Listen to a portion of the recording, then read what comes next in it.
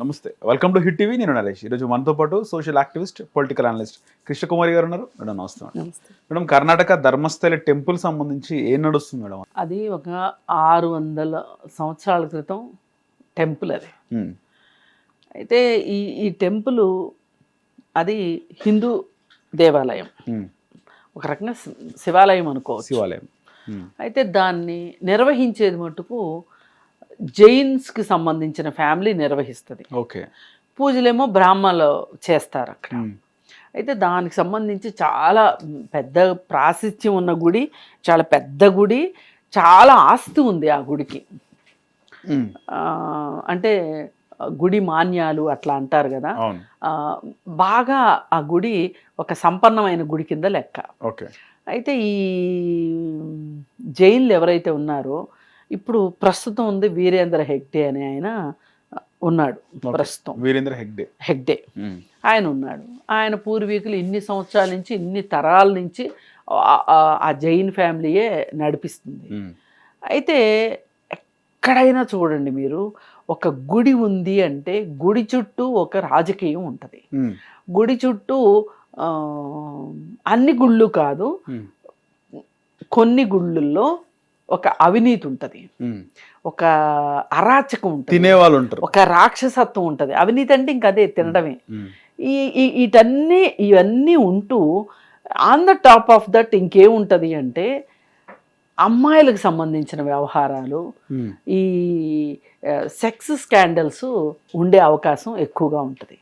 మామూలుగా పురాతనమైన గుళ్ళు ఏవైతే ఉన్నాయో అన్ని గుళ్ళల్లో ఇలాంటి స్కాండల్స్ ఉంటాయని నేను చెప్పను, కానీ ఈ సెక్స్ స్కాండల్స్ ఉంటాయని.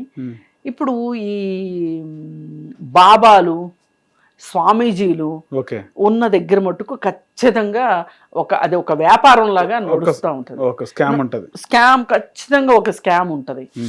సెక్స్ ర్యాకెట్టే పనిచేస్తుంటది బాబాలు ఉన్న దగ్గర. మనం చూసాం డేరా బాబా, పెద్ద సామ్రాజ్యం. అది ఒక పెద్ద సామ్రాజ్యం. 250 మంది మహిళలు అదృశ్యమైపోయారు. వాళ్ళకి సంబంధించిన కపాలాలు, అస్థిపంజరాలు ఆ ఆశ్రమంలో దొరికాయి.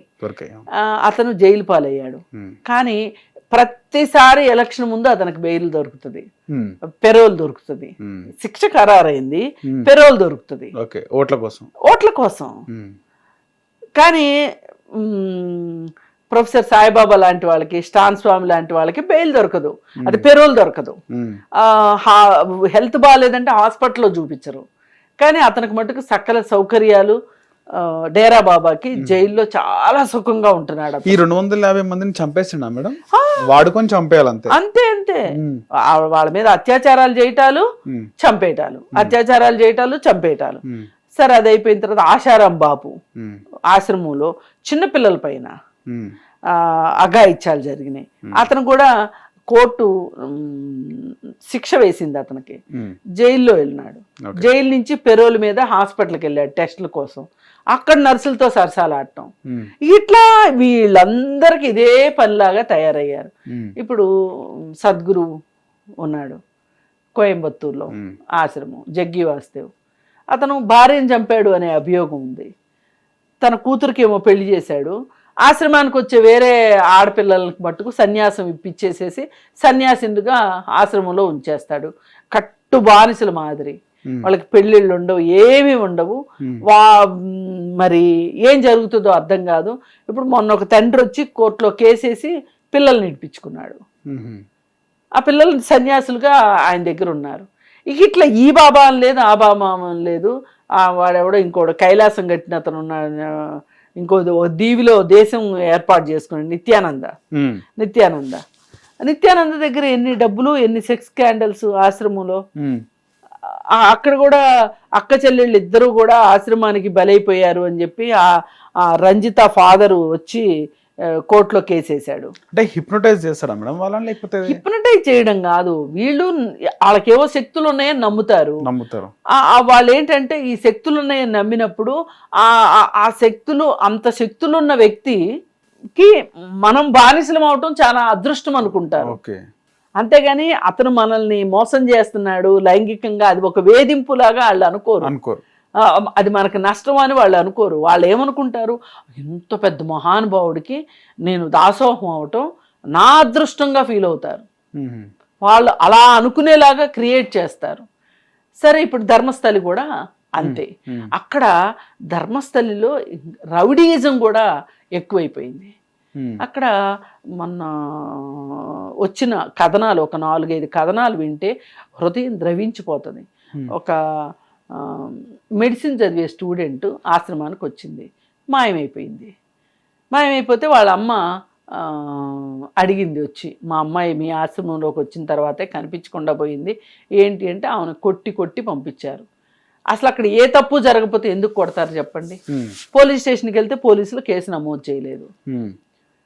ఇప్పుడు ఈ ధర్మస్థలం మీద స్టోరీస్ వచ్చాక మళ్ళీ వచ్చింది వాళ్ళ అమ్మ.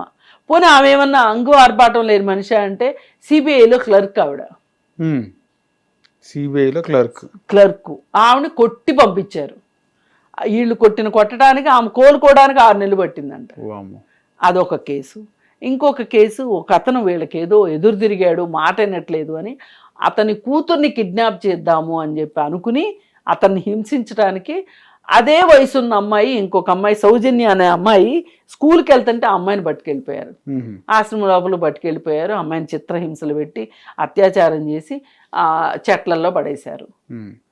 ఇట్లా రకరకాల కారణాలతోటి ఆడవాళ్ళని ఈ విధంగా వాళ్ళు హింసించి వాళ్ళని పాతి పెట్టేయటం, అలాగే వాళ్ళ దగ్గర పనిచేసే అతనితో పాతి పెట్టించటం, ఇట్లా ఇవన్నీ చేస్తూ వచ్చారు వాళ్ళు.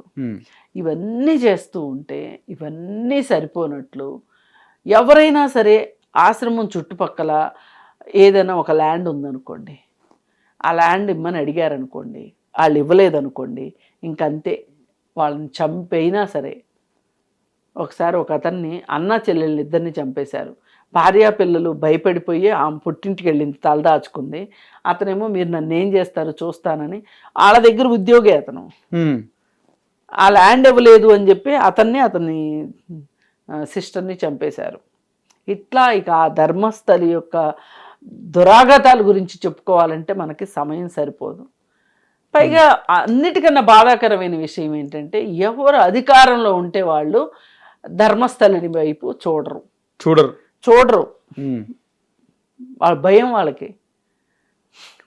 కర్ణాటకలో భయం అంటే వేరే భయం ఏం కాదు, రాజకీయంగా అండగా ఉంటారనో లేదా డబ్బులు ఇస్తారనో ఏమో తెలియదు, కానీ ఏమన్నా శాపనార్థాలు పెడతారని భయమో ఏమో తెలియదు, కానీ ఎవ్వరూ కూడా ఆ గుడికి వ్యతిరేకంగా ఏ రాజకీయ పార్టీ మాట్లాడదు. ఒక్క ఆయన విశ్వ హిందూ పరిషత్ ఆయన మట్టుకు సేవ్ సౌజన్య అనే ఒక క్యాంపెయిన్కి ఇన్స్పైర్ అయ్యి ఆయన ఈ రోజుకి అక్కడ ధర్మస్థలికి వ్యతిరేకంగా పోరాటం చేస్తున్నాడు. ఓకే. ఇంకా వేరే వాళ్ళందరూ చాలామంది మాట్లాడతారు, చాలామంది పోరాటం చేస్తారు, కానీ ఏది ఏమైనా అంతిమంగా గెలుపు వాళ్ళదే. అలాగే ఇలా కిడ్నాప్ చేసుకుని వచ్చిన వాళ్ళు కానీ, ఆశ్రమం లోపలికి భక్తితో వచ్చిన వాళ్ళని కానీ వాళ్ళని అత్యాచారాలు చేసి పాతి పెట్టడం వాళ్ళ